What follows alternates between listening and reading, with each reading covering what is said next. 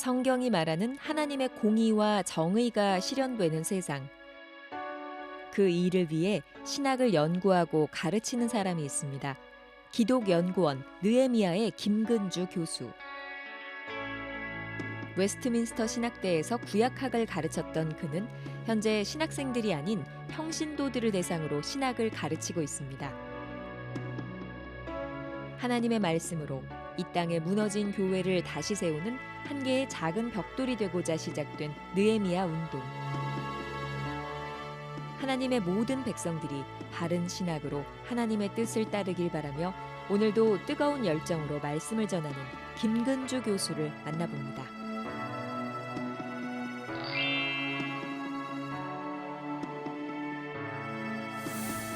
안녕하세요. 교수님 어서 오세요. 네, 반갑습니다. 반갑습니다. 시청자분들께 본인 소개 좀 해주세요. 예, 저는 기독연구원 느헤미야에서 구약을 같이 나누고 있는 김근주입니다. 네. 다들 만나서 반갑습니다. 네. 지금 느헤미야가 어떤 학교인지 좀 소개 좀 해주세요. 뭐 대한신학교라고 표현을 막상 하면 좀 이상하다 싶긴 한데 뭐 느헤미야가 처음 기독연구원 느헤미야가 처음 생기게 된 것 자체가 7년 전이었던 것 같습니다. 뭐 네. 여러 분야에서 활동하던 신학교의 선생님들이 당시에 우리 한국 교회 전체의 모습들을 생각을 하면서 저희가 참 답답했던 게 교회가 너무 목사 위주다라는 그거 하나가 있었고요. 그리고 실제로 우리 교우들 스스로가 성경을 혼자서 볼 수 있을 만한 능력들을 교회가 잘 안 가르쳐 준다 싶기도 하고, 아마 그건 여기에는 사실 우리 교우들이 성경을 정말 스스로 볼 수 있게 되면 목사님들의 입지라는 것이 굉장히 흔들리게 될 겁니다. 사실 우리 주일 설교에 헛소리들이 난무하는 경우가 너무 많은데, 네. 근데 교우들이 이 헛소리가 분명한데도 뭐 아멘을 자꾸 요구하고 이 강조하기도 하고 그러다 보니 달리 생각할 길이 없는데 이거 참 막막하다 싶었고요. 또 하나가 예수를 그렇게 오래 믿었는데도 현실 사회 문제들에 대해서 뭐 신앙적으로 할 말이 없다라는 게 이런 것들도 참 막막하다 싶어서 하여튼 이 두 가지에 대해서 관심을 가졌던 분들이 요거 우리 누구든 신학을 배울 수 있게 신학이 전 딴 게 아니라 성경을 체계적으로 좀 볼 수 있게 하는 것이다 싶어요. 하나의 주장을 다른 본문들과 같이 견주어서 이리저리 살펴보는 거니 우리 교우들이 다 이렇게 기본적인 공부들이 좀 된다면 목사님들에게도 도움이 되고 우리 교우들에게도 전체적으로 우리 교회 전체에도 도움이 되겠다 싶은 마음으로 우리 함께 시작을 했더랬습니다. 일종의 이제 정규 신학대학은 아니고, 그렇습니다. 네, 그 누구든지 와서 신학을 좀 체계적으로 공부할 수 있도록 특히 평신도들에게 문을 많이 여시는 목적으로 만드신 것 같은데. 그렇습니다. 예. 뭐 정규 학교를 굳이 안 할 건 없겠습니다만 그게 되자면 돈이 어마어마하게 필요하고요. 혹은 하나님이 주시면 감사인 건 거고. 절차도 복잡하고. 그렇습니다. 예. 뭐 그때까지 기다리느니 지금 할 수 있는 건 한다 생각을 해서 완전히 비정규 무인가의 절정 인 것이겠습니다. 완전 정규냐 비정규냐 인가냐 무인가냐보다 훨씬 중요한 건 제대로 성경 자체에 대해서 직면하게 하냐, 하나님 말씀에 대해서 제대로 딱 맞닥뜨리게 하냐, 그게 관건인 것 같고요. 뭐 별 수 없이 이 목사가 있으니 평신도라고 말을 하긴 해야 되지만 네. 사실 이 말이 한계가 있지 않습니까? 네. 모든 그리스도인들은 다 똑같기 때문에 목사가 성직인 게 아니라 모두가 성직이니 그래서 저희가 가능한 한 뭐 하나님의 온 백성, 목사건 아니건 간에 하나님의 온 백성들이 신학을 배울 수 있도록 하여튼 신학을 조금 더 대중들에게 많은 관심 그렇습니다. 있는 분들에게 나눠주려고 하시는데, 신학하면은 뭐 목사님 그렇죠. 그 자제분들이 또 하신 경우도 많잖아요. 왜냐하면 뭐 대를 잇는다, 뭐 또 신학 교수 정도 되면은 네. 어릴 때부터 믿음의 그 뿌리가 있는 곳에서 자라오신 분들이 또 많이 하는 경우를 봤는데, 우리 교수님께서는 어떻게 신앙생활을 처음 시작하게 되셨는지 궁금합니다.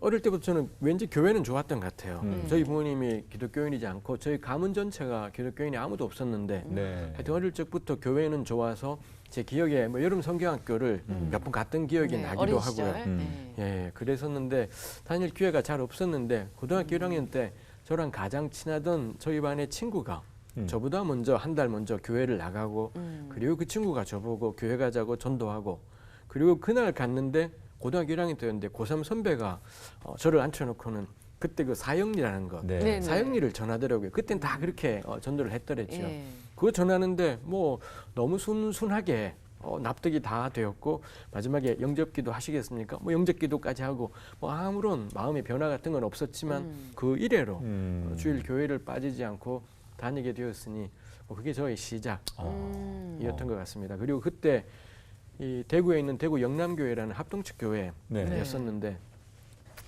그때 대구가 제가 지금 와서 생각을 해보니 저는 하나님의 역사가 있었다 생각을 해요. 굉장히 열심이었고 그 교회가 그 교회도 그렇고 우리만 그런 게 아니라 반에 다른 친구들 이야기 들어보니 딴 친구들도 딴 교회 다니는 딴 친구도 비슷했습니다만 그때 그 고등부 아이들이 주일날 오전 예배, 어른들 예배를 다 참석하고 와. 점심 교회에서 주는 국수 먹고 2시에 중고등부하고 그리고 이 친구들이 집에 안 가고 연이어서 남아서는 계속 전도하러 나가고 동네 돌아다니며 전도하고 다시 교회 돌아와서는 만두 한 그릇 먹고 저녁 예배 그때는 다 7시, 7시 반, 8시 이랬으니까 점심 저녁을 다 교회에서 하게 됐네요. 그렇습니다. 그러고는 저녁 예배 끝나고 집에 퇴근하면 10시 되고 근데 저는 뭐 교회 갔더니 다 그렇게 해서 교회는 그런가 보다 생각을 하고 그때 전도사님이 주일날 공부하지 마라.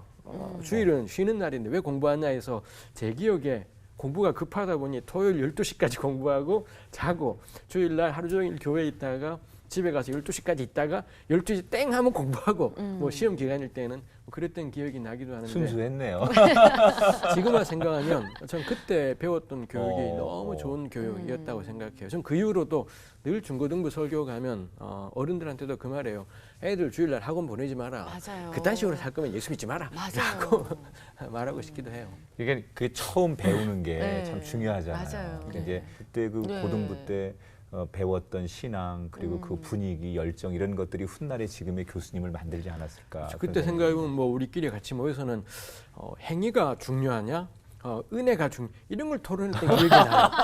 아니 이 고등부들이 뭘 안다고. 수준이 높았어야죠. 그러니까 이거 가지고 꽤나 열대기 두 파로 나뉘어서는 약간 마음이 상할 정도로까지 토론했던 기억이 나는 그럼 교수님은 거거든요. 어느 쪽이셨어요? 저는 은혜 쪽이었어요. 은혜. 아. 믿음이지 행위이지 않다는데 네. 제가 지금 생각해 보면 제가 그때 로마서가 이야기하는 율법에 대해서 네. 잘못 이해한 것이 있었던 거고 네. 그랬던 거지만 어쨌거나 간에 제 친구들이 열심히다 보니 덩달아 이 풋내기 그리스도인이 다 따라다니고 뭐 그때 기도원도 참 열심히 갔었고요. 고3이 되어서 우리 같이 동급생들끼리 한 달에 한 번씩 기도원에 가자 해서 네. 대구 외곽에 뭐 주암산 기도원이라고 있었는데 거기 늘 가서 네. 기도원 갔던 기억도 나고 음. 뭐 대단했던 시절 같습니다.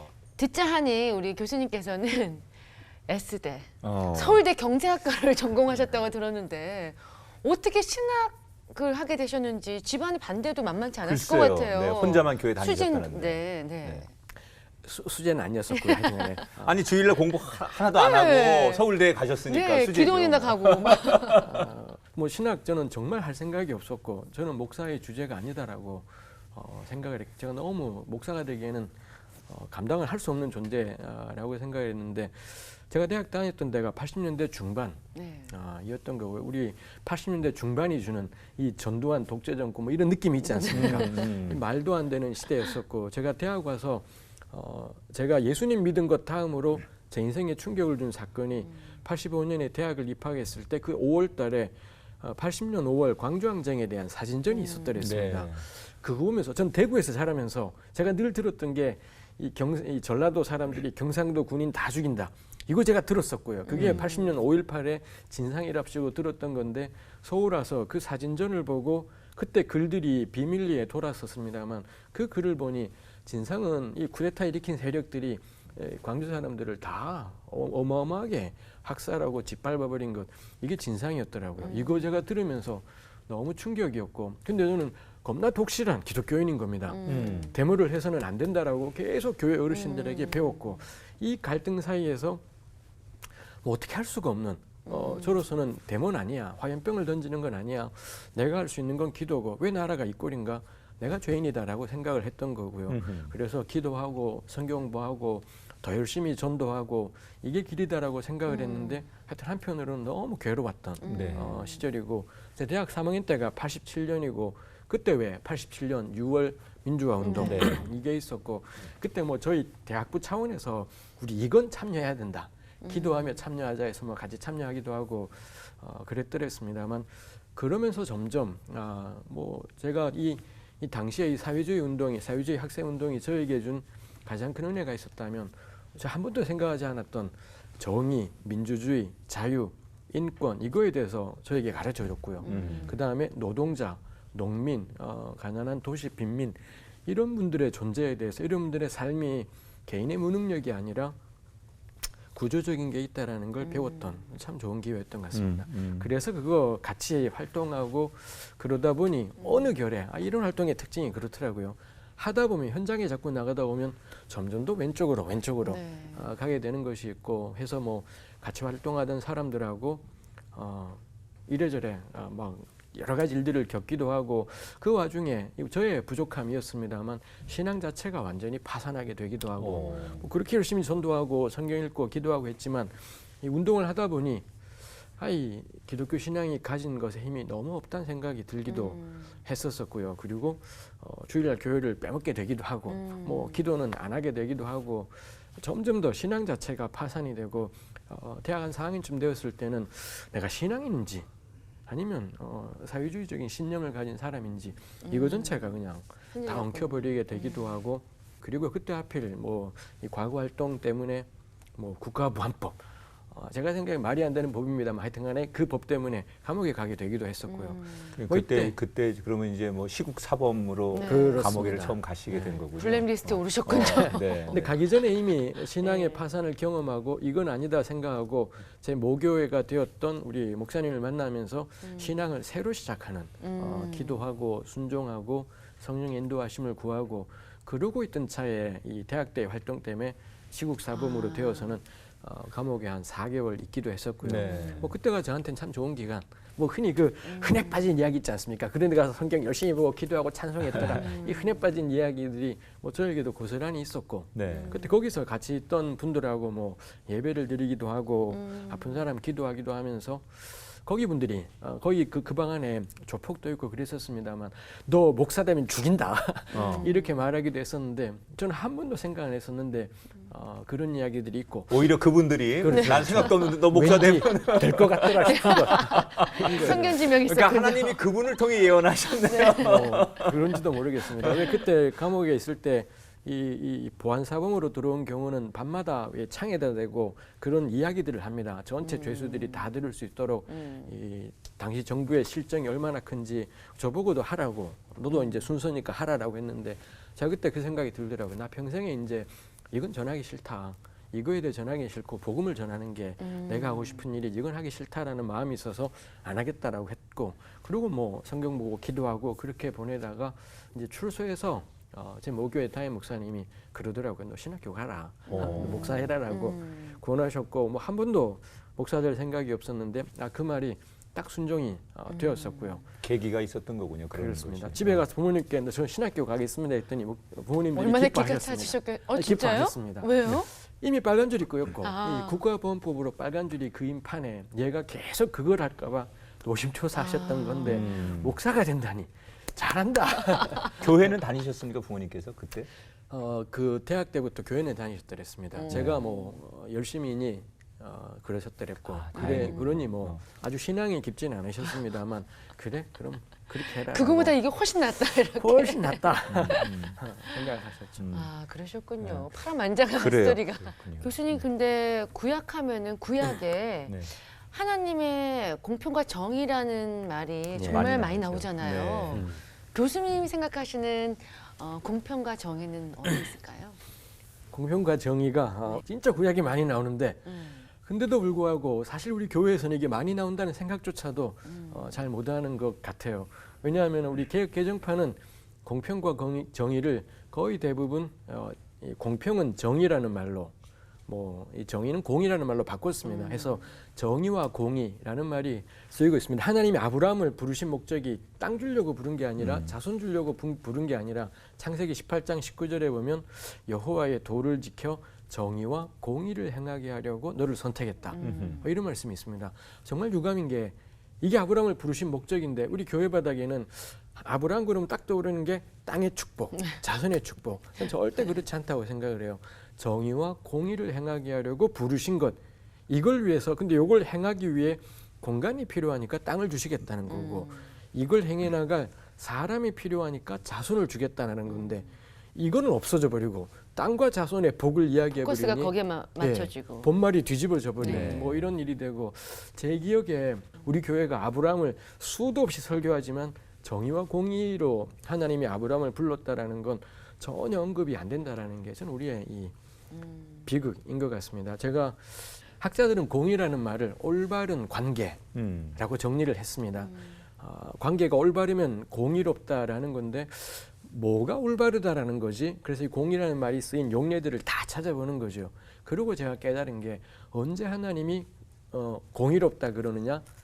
공감할 때이더라고요. 이 내 이웃을 내 몸처럼 생각할 때. 그건 내 이웃 행편이 내게 돼버린 것. 슬퍼하는 자와 함께 슬퍼하고 기뻐하는 자와 함께 기뻐하고 이런 말씀이 있지 않습니까? 이게 딱 성경이 이야기하는 이 공의로움, 공감이더라고요. 우리 보통 믿음으로 말미암아 의롭게 된다 그럴 때 그 의를 법정적인 거 생각하는 게 있지 않습니까? 내가 죄인이었는데 무죄 석방. 구약에는 그런 식의 개념은 정말 생소한 인 것 같아요. 가령 뭐 자식 잃은 세월호 유가족들의 그 슬픔을 내 걸로 여기는 마음 같이함이나 하나님께서 날 보고 내가 너를 건질게라고 말씀하실 때 내가 너를 나의 종으로 쓸게 그럴 때 내가 전혀 하나님의 종이 되기에는 말도 안 되는데 날 하나님이 부르시니 거기에 마음을 같이 하는 겁니다. 내가 예수의 십자가를 통해 내가 너를 용서할게. 내 죄가 너무 큰데 내 죄를 붙잡고 낑낑대는 게 아니라 날 위해 베푸신 십자가의 은혜를 붙잡았더니 나보고 너 참 어이롭다 이러시더라라는 거죠. 그러니 고통받는 이웃들에게 내 마음을 같이 하는 거나 하나님의 날 향한 말씀에 마음을 같이 하는 거나 이게 성경이 말하는 공의일 것 같고요. 정의라는 말은 가장 기본적인 의미가 재판에 호소했더니 판결이 내려지면 나쁜 놈들은 이 판결이 내려지면 처벌을 받지 않겠습니까? 네. 그러니 이 재판이라는 히브리말 단어 안에는 처벌이라는 뜻도 있습니다. 근데 동시에 억울해서 호소했던 억울한 과부는 이 판결 덕분에 기뻐하며 돌아가지 않습니까? 이 재판이라는 단어 안에는 구원이라는 말이 같이 동의어로 쓰이는 거고요. 나쁜 놈은 뒤지기 한 대 맞고 고통스러웠던 사람들은 기뻐하며 돌아갈 때 요거 전체를 가리켜서 정의라고 불러요. 그러니까 히브리 말에 재판이라는 한 단어 안에 재판, 판결, 처벌, 구원 이로 말미암아 생겨나는 정의 이게 다 들어있는 네. 아주 특별한 히브리 말 단어입니다. 그게 정의인 거죠. 그러니 정의와 공의로 하나님이 아브라함을 부르셨다라는 건 너 이 땅에 살면서 너를 보잘것없다라고 생각하지 말고 끊임없이 날 향한 하나님께 공감하고 우리 곁에 살아가는 이웃의 눈물에 공감하고 그리고 이 눈물들이 그냥 흐지부지 되는 게 아니라 이 재판으로 상징되는 법적, 구조적, 제도적 차원을 통해 회복될 수 있게 하고 여기에 전 정의와 공의인 네. 것 같아요. 우리 시청자 여러분께 안내 말씀드리겠습니다. 여러분 지금 성서학당을 신청하시는 게 아니고 새롭게 하소서를 지금 신청하고 계신 거예요. 근데 저는 이렇게 쏙쏙 들어오는데요. 그렇죠. 네. 네. 정말 아주 생각하지 못했던. 정말 잘 이렇게 정리를 하셔서 네. 우리가 눈높이 알아들을 수 있도록 말씀해 주셨는데 저는 이제 이런 분이 좀 더 제도권에서 많은 젊은 신학생들 또 목회자 후보생들을 잘 가르쳐주면 좋겠다라는 그런 욕심이 좀 있어요. 근데 지금은 이제 제도권의 신학대학이 아니라 조금은 제야에서 그렇습니다. 다른 필드에서 지금 말씀을 가르치고 신학을 가르치고 계시잖아요. 원래부터 그러셨던 건 아닌 것 같은데 서울대 나오시고 이제 장신대의 대학원에 가시고 영국으로 유학을 갔다가 학위 받고 오셨는데 처음에는 신학대학에서 가르침을 주셨다고 전해 들었습니다. 그렇습니다. 근데 어떻게 지금 이런 곳까지 오시게 됐는지요? 봉천동에 있었습니다만 웨스트민스터 신학대학원대학교라고 아주 크지 않은 초교파 신학교였는데 그 학교에서 제가 아직 박사 논문을 완전히 끝내지 않았는데 뭐 저 같은 사람을 불러줬고요. 그리고 그게 이제 한 학기하고는 용인으로 옮겨가서는 용인에 있었습니다만 뭐 외신대가 뭐 저의 첫 직장이었었고요. 그때 외신대에는 이런 젊은 학자들이 되게 많았더랬습니다. 젊고 개혁적인 분들이 많아서 너무 저한테는 뭐 행복하고 좋았던 시간입니다. 제가 뭐 종종 그런 이야기를 나누지만 제가 하여튼 자존감은 그리 좋지 않습니다. 예수 믿으면서 이상하게 예수 믿는 신앙이 자존감을 좋아지게 만들기도 하지만 죄책감 때문에 제가 또 막 트리플 A형이다 보니 겁나 소심 막 이러다 보니 이 자존감이 썩 좋지 않은데 외신에 부임을 해서 구약 강의들을 맡아서 하게 됐는데 학생들이 너무 좋아해 줬고요. 네. 저는 그게 저를 굉장히 많이 치유하고 자라게 하고 어. 성장하게 했던 저한테 외신은 너무 좋았던 그리고 너무 좋은 지금 느헤미야를 같이 하는 교수님들의 거의 대부분이 외신 때 같은 네. 학교에 네, 계셨던 만나셨던 분들이 분이군요. 많았었고 참 좋은 학교였었고 근데 뭐 이런 제가 보기 한국의 신학교들은 딱 두 가지 같아요. 교단이 주관하는 학교가 있고요. 이게 네. 아니라면 개인 이사장의 돈을 출연해서 만든 학교가 있고요. 요걸 뭐 거칠게 말하면 교권이 센 학교, 하나는 금권이 센 학교인 것 같습니다. 뭐 외신이 일종의 이사장님의 이게 좀 입김이 센 학교였었고 그때 저희들이 보기에는 부당하다라고 여겨지는 일이 있었고요. 뭐 이사장님은 다르게 생각했겠지만 저희 교수님들은 이건 부당해라고 생각을 해서 문제 제기를 했고 그 문제 제기한 덕분에 뭐 파면을 당하는 같이 그때 문제 제기했던 분들이 파면 당하는 일들이 뭐 있었더랬었고 그거 당연히 부당한 파면이다라고 해서 교육부에 소청을 내서는 한 2년 가량 걸렸던 것 같습니다. 네. 이 부당한 판결이다라고 뭐 그렇게 나기도 했었고요. 그리고 정식으로 이제 교육부의 복직에 따라서 복직이 되고서는 뭐 당연히 이사장님도 그렇고 학교 측은 저 같은 사람이 있기를 원치 않았고 이런 경우에 대부분의 사립학교들은 다시 또 잘라요. 그러면 이제 법에 호소하면 다시 돌아오긴 하지만 시간이 세월이 또 긴 필요하고. 거죠. 네. 그동안 이 사람들의 삶은 초토화되는 거고 네. 뭐 사립학교들은 절대로 이 지지 않는 싸움, 금권이 장악하고 있다 보니 뭐 그런 일이 제가 보기에는 그런 일이 있었다 싶은데 뭐 이미 외신에 있을 때 느헤미야를 시작하기도 했고요. 이건 그때 어차피 이미 뭐 동시에 그렇습니다. 그러니 제가 이 복직이 되면서 이거 부당한 건 됐고 그러면 이거 하지 말자. 이 학교에 이런저런 관행이랑 계속 부닥치면서 소모하느니 진짜 하고 싶은 일 하며 살자라는 마음이 생겼고요. 그래서는 그거 외신 그만두고 그때 사임하고 느헤미야의 전임으로 전념해서 이제 풀타임으로 사역하게 되었습니다. 그런데 그렇게 정말 부당하고 억울하게 학교에서 나오게 되셨는데 그래도 마음의 위안을 받았던 게 학생들 때문이었다고 들었습니다. 몇 년간 외신에서 학생들을 가르치셨죠? 6년 가르쳤더랬습니다. 네. 6년 가르쳤고 그때가 정말 행복했다고 지금도 회상하시고 그렇습니다. 뭐 너무 때문에 좋았던- 그렇게 행복하셨나요? 일단 학교 재직하고 있을 동안에는 네. 학생들이 너무 좋아해 주었고요. 예. 좋아하고 사랑해 주어서 그게 선생들에게 가장 큰 힘이었고요. 동료 교수들의 그것도 있었는데 사실 이 교수들이 이렇게 학교에서 파면당하면 제일 어려운 게 경제적인 거죠. 그렇죠. 옛날 우리 군사 독재 시절에 이만열 교수님 이런 분들도 해직당해서 아주 공경을 치루었더랬습니다만 놀랍게도 뭐 저희가 파면당하고 그때 3명이 파면을 당했었는데 네. 그러자 학생들 가운데 이 파면당한 교수님들을 돕기 위한 모임이 만들어졌고요. 네. 그리고 이 가난한 학생들이 한 푼 두 푼을 모아서 저희들에게 후원금을 보내는 겁니다. 세상에. 제 기억에 한 몇 달간 물경 한 100만 원에 가까운 돈을 그 이 당시에 학생들이 큰 돈이잖아요. 이 보내는 겁니다. 네. 제가 그거 보면서 그 학생들의 그것도 있었고요. 제가 있었던 기독연구 느헤미야에 또 우리 나머지 교수님들은 다 자기 직장이 있었기 때문에 이분들이 또 십시일반에서 세상에. 저에게 보내주었고 제가 그때 교회 개척하고 있었는데 우리 교우들이 저한테 또 보태준 것이 있었고 그래서 하나도 힘들지 않았고요. 하나도 힘들지 않았고 이게 괴롭지도 않았었고 제가 그때 깨달은 게 그거였습니다. 누군가가 옳은 걸 옳다 하고 긴 건 기고 아닌 건 아니다라고 말할 수 있는 힘은 개인의 결단은 절대 아니다라고.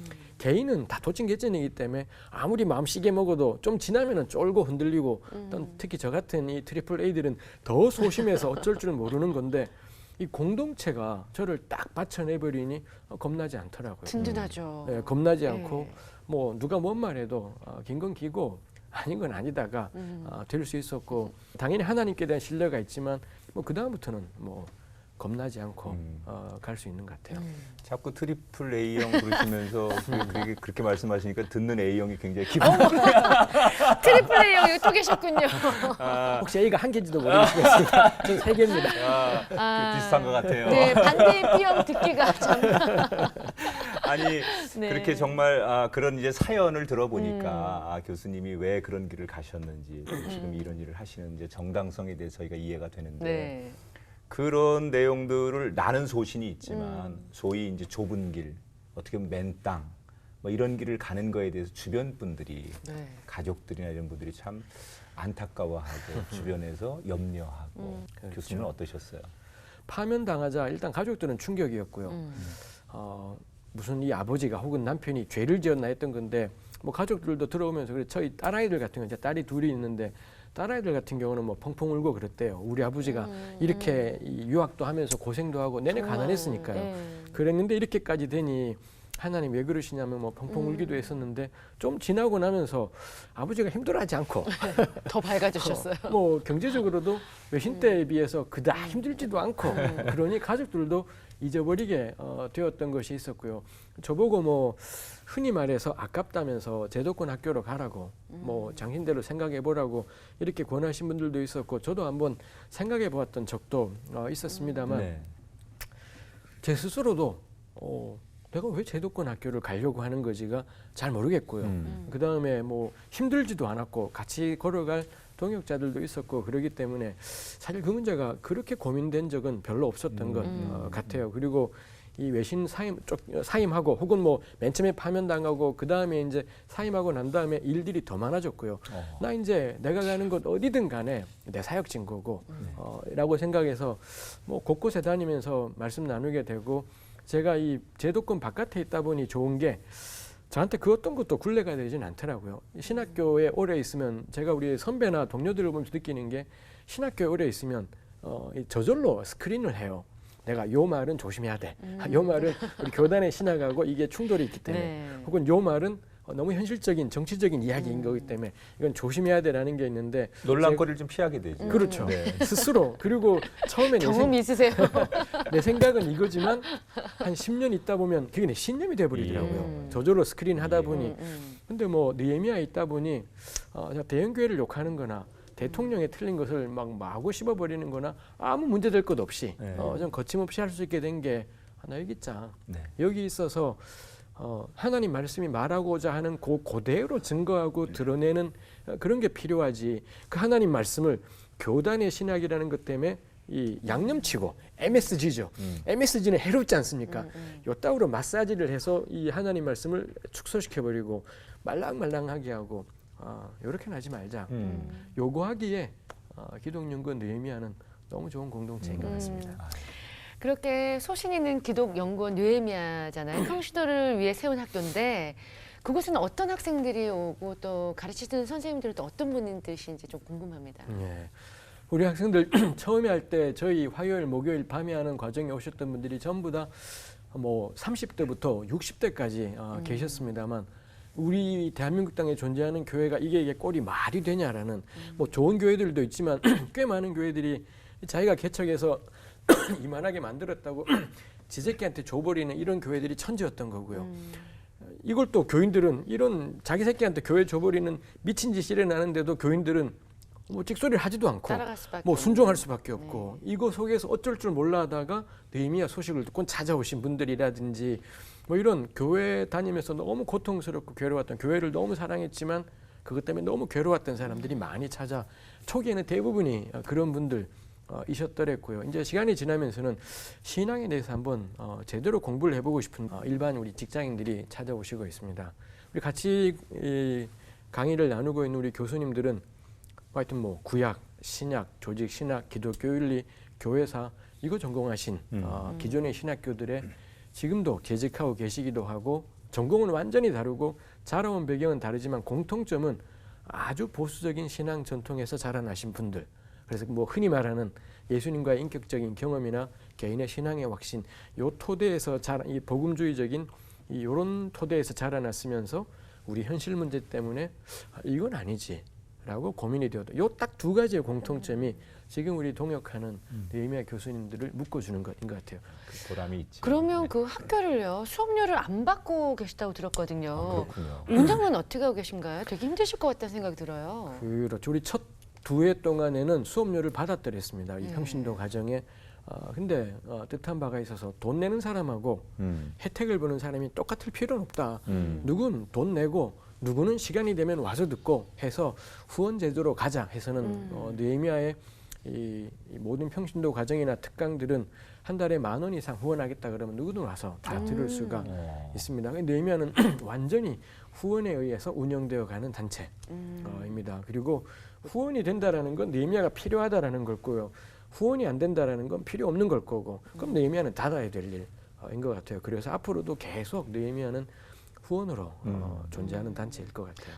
느헤미야 그러면 이제 우리가 무너진 성벽을 재건했던 그렇습니다. 사람이고 또 그것이 한국 교회를 다시 말씀으로 재건해야 하고 또 교회에 또 때로는 지금 하나님의 뜻과 어긋나는 것, 세속주의와 물량주의로부터 다시 세워야 한다.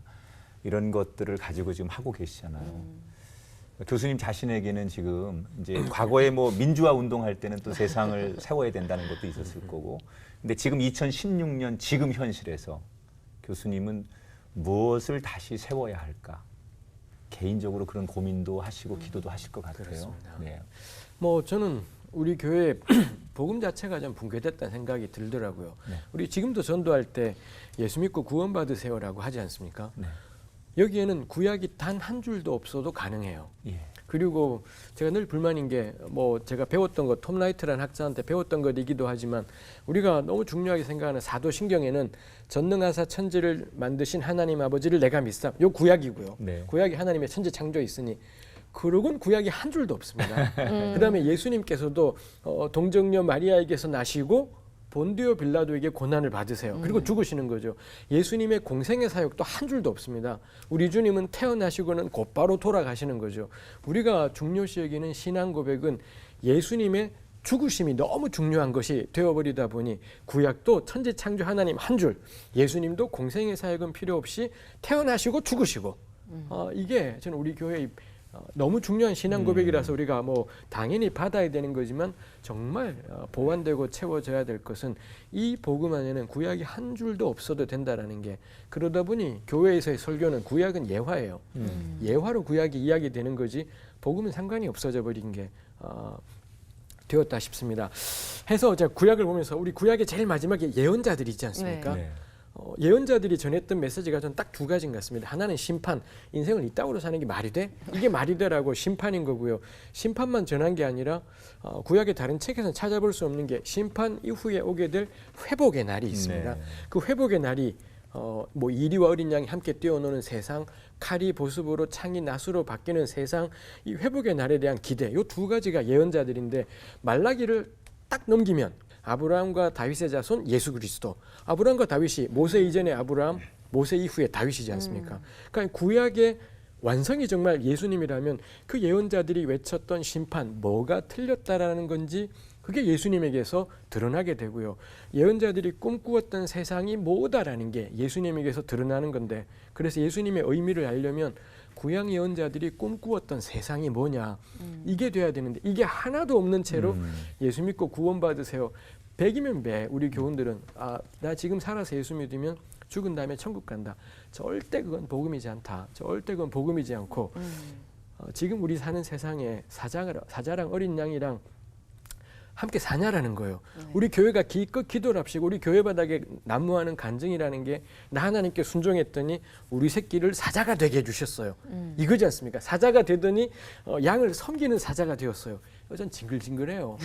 또 사자하지 마라. 사자는 사자대로 살고 양은 양대로 사는 겁니다. 근데 사자랑 양이 함께 살아가는 세상, 예수 믿는다고 해서 다 사자될 필요 없이 이 사회의 정점에 전혀 갈 필요 없이 너 비정규직 노동자라도 얼마든지 하나님의 사람으로 살 수 있고 내가 사는 영역에서 이 복음을 드러낼 수 있는 건데, 이 교회가 이 영광의 복음을 믿는 교회가 기껏 교인들에게 풀어놓고 있는 게 기도 열심히 하고 순종하면 대개 자녀가 사자 된다.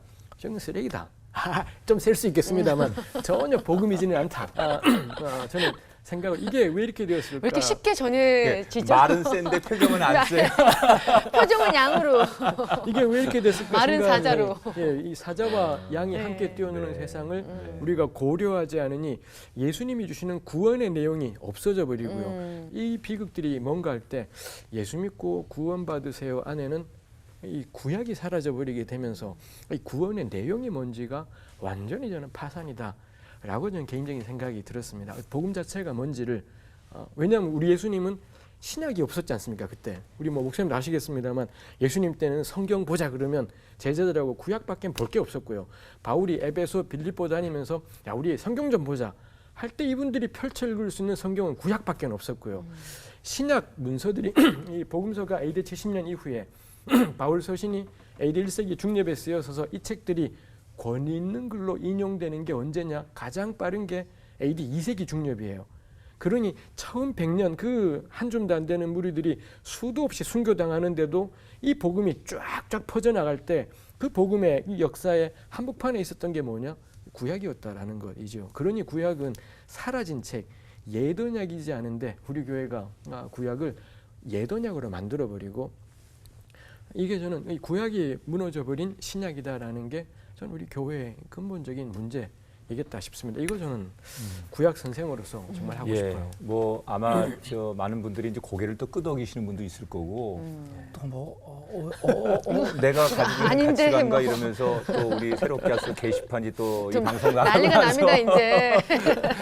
근데 정말 이것이 그런 논란이 아니라 우리가 한번 또 고민하고 그렇습니다. 또 아주 거룩한 토론과 서로가 서로의 생각들을 나눌 수 있는 그렇습니다. 그런 계기로 교수님의 말씀을 전 따뜻하게 받아들이고 싶고 감사합니다. 많은 분들이 그렇게 아마 생각해 주셨으면 좋겠습니다. 교수님이 이제 구역 전문 교수님이시잖아요. 네네. 그런데 구약에는 암울하고 힘든 시기가 많았잖아요. 그래도 우리가 마지막에는 하나님 때문에 희망을 갖는 희망의 메시지가 있어요. 네.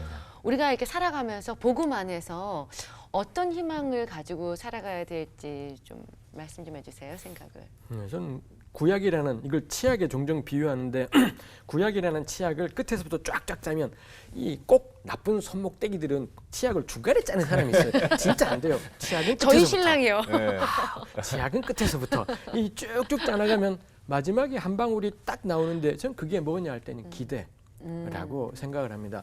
반드시 하나님께서 하실 거다. 네. 하나님이 역사하실 거다. 이 구약의 사람들은 전혀 그렇게 보이지 않는 현실 속에서 이거 하나 붙잡고 전 살아간 분들이다 생각을 해요. 전 그게 저한테도 소망이 되고요. 우리 교회 전체에게도 전 소망이 된다 싶어요. 아무리 캄캄해도 하나님께서 하신다. 그리고 개인의 능력은 상관없다. 우리 다 도찐개찐이거나 우리 다 시시하고 흔해 빠진 사람들이지만 저는 구약 전체가 말하고 싶은 게 이 시시하고 흔해 빠진 사람들을 영광의 하나님이 붙잡으시니 아브라함, 야곱 뭐 전부 다 다윗 하나님이 붙잡으시니 그의 크고 놀라운 일들을 행하더라라는 거죠. 늘 저에게나 모든 사람들에게나 하나님이 하실 거다. 그리고 절대 체념하지 말자. 냉소적으로 되지 말고 그날이 올 거다라는 걸 굳게 믿고 약속을 믿고 현실을 살아가기. 사실 이게 신약이기도 하죠. 네. 근데 이게 네. 우리가 꼭 붙잡을 일이겠다 싶습니다. 그래요. 교수님 개인적으로 또 느헤미야 우리 신학원을 위해서 이것들은 기도해 주십시오라고 이렇게 부탁하고 싶은 것 좀 내놓으시면 좋을 것 같습니다. 네. 뭐 아까도 얼핏 이야기했습니다만 느헤미야는 필요가 있어서 존재하는 단체인 것 같습니다. 그러니 꼭 필요한 사람들이 혼자이지 않으니 우리 교회를 너무 사랑하면서도 주의 몸된 교회를 사랑하면서도 이런 모습이 아닌 다른 모습이 가능할 수 있기 때문에 전 우리 수많은 사람들이 절대 포기하지 말고 체념하지 말고 고립돼 있지 말고 전 찾아오시면 좋겠다 싶어요. 느헤미야의 사람들이 찾아와서 듣고 배우고 각자의 교회로 돌아가서 하나님의 사람으로 살 수 있도록 이게 계속 연결될 수 있도록 되면 좋을 것 같습니다. 이분들이 찾아오는 한은 당연히 뭐 후원들이 있을 거고 그러면 전 느헤미야는 존속할 수 있겠다 싶어요. 사람이 계속 찾아와서 배울 수 있게 되고 그리고 느헤미야를 통해 이 교단과 돈이 아닌 정말 말씀 그대로가 제대로 드러나는 신학교가 될 수 있도록 이거 참 늘 기도가 필요한 일인 것 같습니다. 네. 충분히 공감이 되고요. 네. 저희도 오늘 교수님 보면서 정말 저는 사실 몰랐습니다. 그런 곳이 있는 줄 깊이 몰랐는데 오늘 보면서 정말 기도해 드리고 또 정말로 우리가 또 한편에서는 격려해 드려야겠구나 생각이 들었습니다. 많은 분들이 그런 공감과 축복을 드리지 않을까 생각하면서 네. 교수님 트리플 A형 파이팅 하시고 네. 치약 뒤에서 짜는 거 저하고 똑같습니다. 하여튼간 그렇게 계획적이고 또 깊이 생각하시면서 앞으로 하나님 나라를 위해서 쓰임받는 네. 귀한 분 되시기를 저희가 기도하겠습니다. 저희도 감사합니다. 응원하겠습니다. 네, 감사합니다. 오늘 함께해 주셔서 감사합니다. 감사합니다, 교수님. 네. 네, 오늘 김근주 교수님이 말씀하신 구약의 그 공평과 정의의 말이 참 가슴에 남습니다. 네. 우리가 그리스도인으로서 이 땅에서 어떻게 살아야 되는지를 다시 한번 생각해보는 시간이 되었던 것 같습니다. 예. 하나님이 우리 모두에게 하나님의 뜻을 나타내 주시죠. 네. 그런데 때로 우리가 나에게는 어울리지 않는 주님의 말씀입니다. 이렇게 해서 외면하고 또 그것을 등지다 보니 그리스도인으로서 삶에 대해서 때로는 우리가 비판도 받는 것 같습니다. 오늘 말씀을 들으면서 하나님이 내게 주시는 것을 외면하지 않는, 마치 햇빛을 주시는데 그 햇빛을 외면하고 살 수 없듯이 하나님이 내게 주신 사명을 네. 나를 통해서 세상을 향해 드러내는 데 쓰임받는 그런 한 사람 한 사람이 되었으면 좋겠다. 그런 생각을 가슴에 담습니다. 네. 새롭게 하셔서 오늘 여기서 인사드리고요. 다음 시간 다시 찾아뵙겠습니다. 고맙습니다.